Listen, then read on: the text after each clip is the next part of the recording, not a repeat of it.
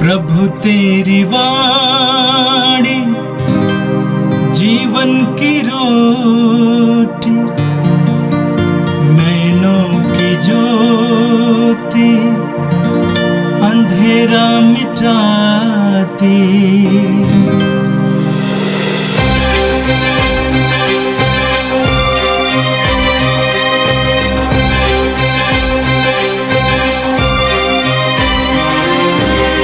प्रभु तेरी वाणी जीवन की रोटी, नैनों की ज्योति अंधेरा मिटाती। प्रभु तेरी वाणी जीवन की रोटी, नैनों की ज्योति अंधेरा मिटाती। वाणी वाणी वाणी वाणी वाणी पवित्र है, शाश्वत है, जीवन का मन्ना है। 6 मई सोमवार। पहला पाठ प्रेरित चरित अध्याय 16 पद संख्याएं 11 से 15 तक। प्रभु ने उसके हृदय का द्वार खोल दिया और उसने पौलुस की शिक्षा स्वीकार कर ली। त्रोआस से चलकर हम नाव पर सीधे समोथासिया, दूसरे दिन नियापोलिस और वहाँ से फिलिप्पी पहुँचे। फिलिप्पी मकेदुनिया प्रांत का मुख्य नगर और रोमन उपनिवेश है। हम कुछ दिन वहाँ रहे। विश्राम दिवस को हम यह समझकर शहर के बाहर नदी के तट आए कि वहाँ कोई प्रार्थना गृह होगा। हम बैठ गए और वहाँ एकत्र स्त्रियों से बातचीत करने लगे। सुनने वाली महिलाओं में से एक का नाम लीदिया था और वह थियातिरा नगर की रहने वाली थी। वह बैंगनी कपड़ों का व्यापार करती और ईश्वर पर श्रद्धा रखती थी। प्रभु ने उसके हृदय का द्वार खोल दिया और उसने पौलुस की शिक्षा स्वीकार कर ली। सपरिवार बपतिस्मा ग्रहण करने के बाद लीदिया ने हमसे यह निवेदन किया, आप लोगों ने माना है कि मैं सचमुच प्रभु में विश्वास करती हूँ, तो आइए मेरे यहाँ ठहरिए। और उसने इसके लिए बहुत आग्रह किया। यह प्रभु की वाणी है। संत यूहन्ना के अनुसार पवित्र सुसमाचार अध्याय 15 वाक्य 26 से अध्याय 16 वाक्य 4 तक। ईसा ने कहा, जब वो सहायक पिता के यहाँ से आने वाला वो सत्य का आत्मा आएगा, जिसे मैं पिता के यहाँ से तुम लोगों के पास भेजूंगा, तो वह मेरे विषय में साक्ष्य देगा और तुम लोग भी साक्ष्य दोगे, क्योंकि तुम प्रारंभ से मेरे साथ रहे हो। मैंने तुम लोगों से यह इसलिए कहा है कि तुम विचलित नहीं हो। वे तुम्हें सभागृहों से निकाल देंगे। इतना ही नहीं, वह समय आ रहा है जब तुम्हारी हत्या करने वाला यह समझेगा कि वह ईश्वर की सेवा कर रहा है। वे ये सब इसलिए करेंगे कि उन्होंने न तो पिता को पहचाना है और न मुझको। मैंने तुम लोगों से यह इसलिए कहा है कि समय आने पर तुम्हें यह स्मरण रहे कि मैंने तुम्हें पहले से ही सचेत किया था। यह प्रभु का दिव्य सुसमाचार है। ख्रिस्त प्रभु की जय। मेरे प्रिय भाई और बहनों, आज का पहला पाठ प्रेरित चरित के अध्याय 16 से लिया गया था। तिमोथी के दूसरे पत्र के अध्याय 4 वाक्य 2 में संत पौलुस कहते हैं, समय असमय पर सुसमाचार सुनाओ। पौलुस तिमोथी से कहते हैं कि समय और असमय पर सुसमाचार सुनाओ, यानी हर समय सुसमाचार सुनाओ। जिसके अंदर सुसमाचार की आग है, वो अपने आप को रोक नहीं पाता है। और वास्तव में ये पौलुस की कथा थी, कहानी थी। पौलुस अपने आप को रोक नहीं पाते थे। वे सुसमाचार की घोषणा करते हुए आज के पाठ में आपने सुना फिलिप्पी नामक जगह पर पहुंच गए। फिलिप्पी मक्केदोनिया का सबसे बड़ा शहर था और जहां कहीं भी संत पौलुस जाया करते थे वहां पर सभागृह ढूंढते थे और सभागृह से सुसमाचार की घोषणा का कार्य शुरू करते थे।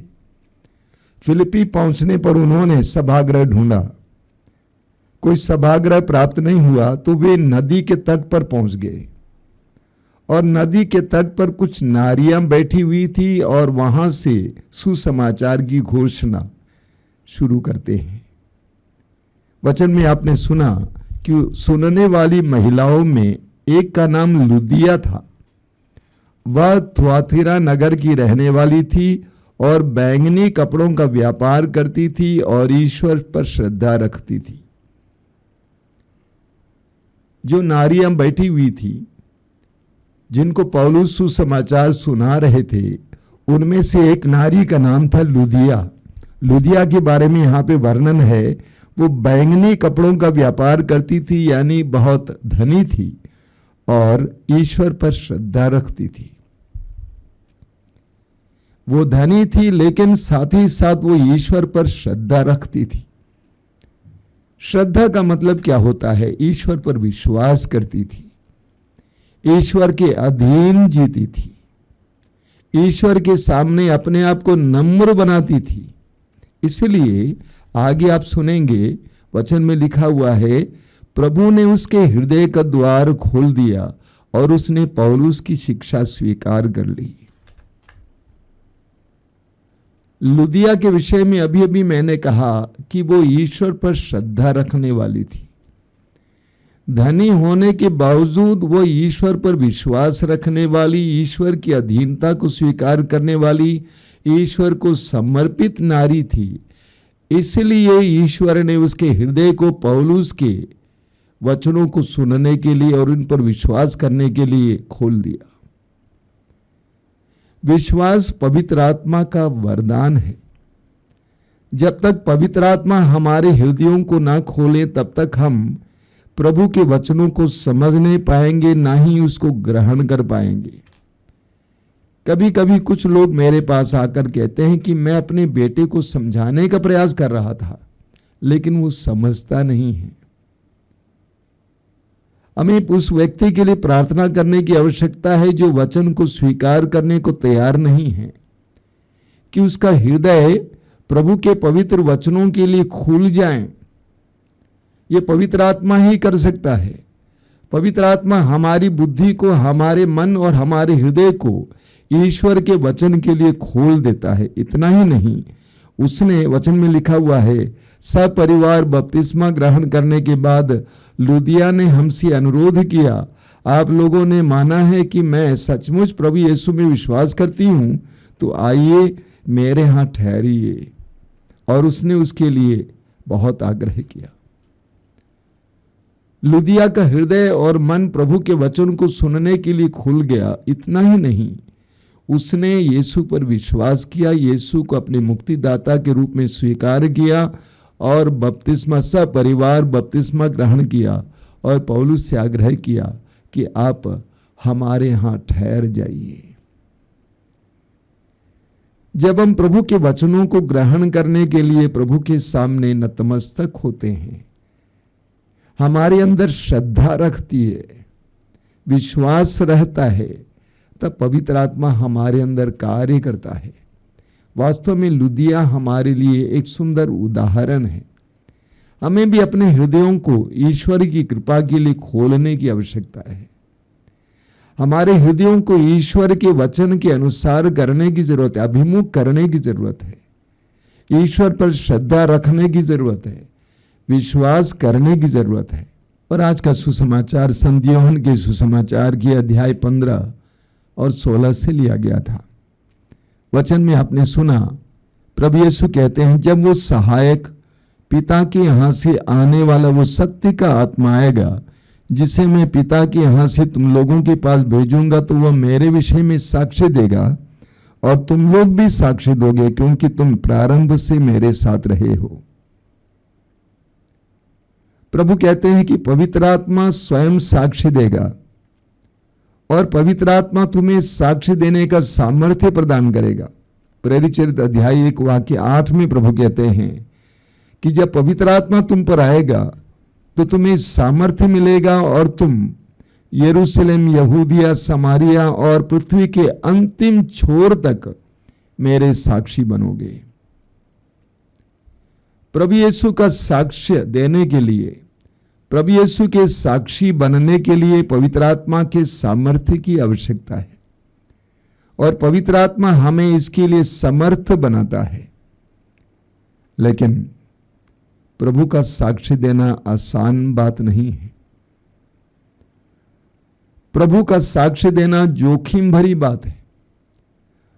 जो भी प्रभु का साक्ष्य देना चाहता है उसको जोखिमों से गुजरना पड़ता है, खतरों से गुजरना पड़ता है। कलीसिया के इतिहास हमें सिखाता है कि हजारों लाखों विश्वासियों ने यीशु के नाम के लिए, यीशु पर विश्वास के कारण अपनी जानें गंवा दी, अपने आप को मरने दिया। हम वचन में पढ़ते हैं तिमोथी के दूसरे पत्र के अध्याय 3 वाक्य 12 में संत पौलुस कहते हैं, वास्तव में जो लोग मसीह के शिष्य बनकर भक्ति का जीवन बिताना चाहते हैं उन सबको अत्याचार सहना ही पड़ेगा। और आज के सुसमाचार में प्रभु यीशु ने अपने शिष्यों से कहा कि तुम्हें अत्याचार सहना ही पड़ेगा।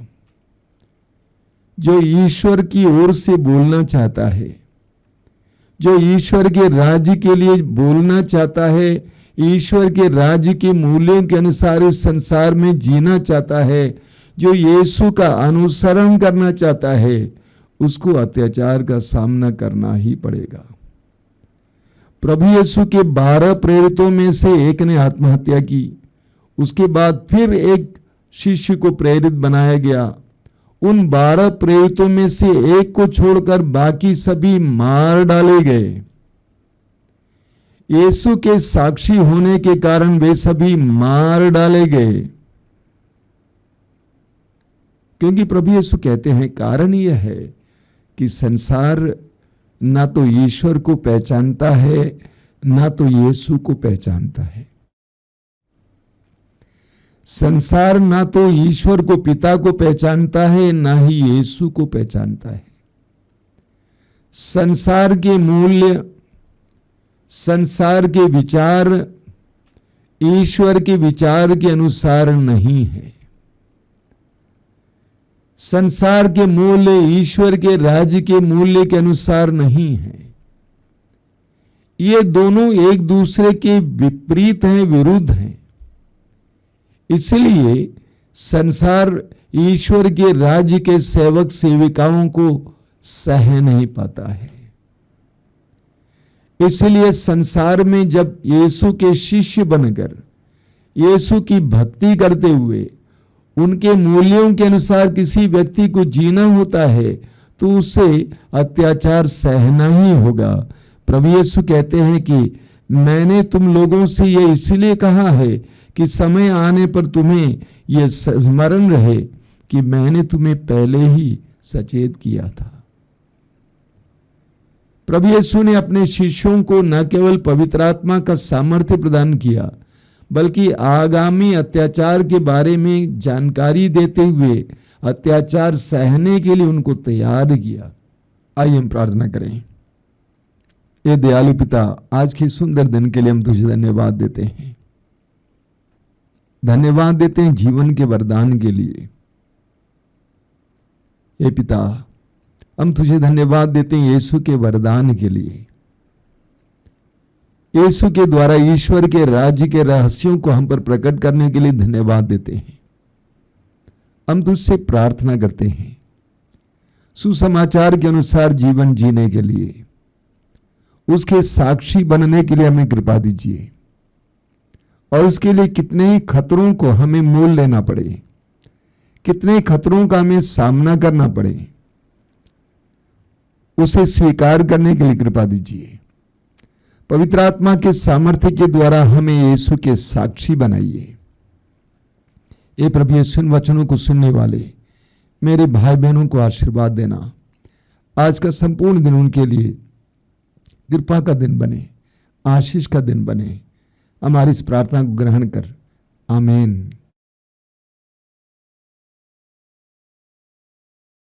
प्रभु तेरी वाणी जीवन की रोटी, नैनों की ज्योति अंधेरा मिटाती। वाणी वाणी वाणी वाणी वाणी पवित्र है, शाश्वत है जी